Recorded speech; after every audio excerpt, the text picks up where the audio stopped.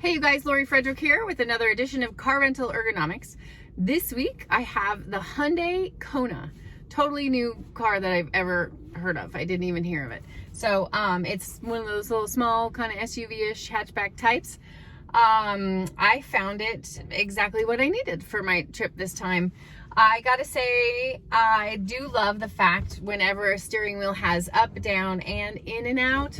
Okay, I always feel like, I don't know, the length of my legs or something, I want it to come just a little bit further towards me, you know, because I don't love to get super close up here, but if I'm closer, I can rest my elbows and hold onto the wheel for the longer drives, all right? I do have to say that headrest, bueno. It goes up and down very nicely. Doesn't feel like it's forcing me forward, so I can really rest my head on my headrest, which is what it's for, so you don't get neck and shoulder pain while you're driving. Elbow locations in good spots. It's, you know, lower trim level, so things are manual to do all my adjusting. But overall, I'm gonna give it like a 4 out of 5. It's good, solid.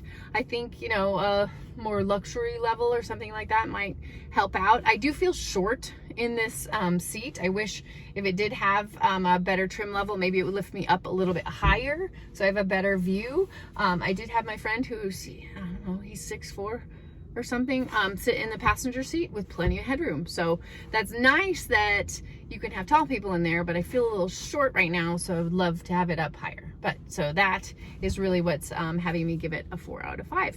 But the Hyundai Kona, really surprising. See you on the next one.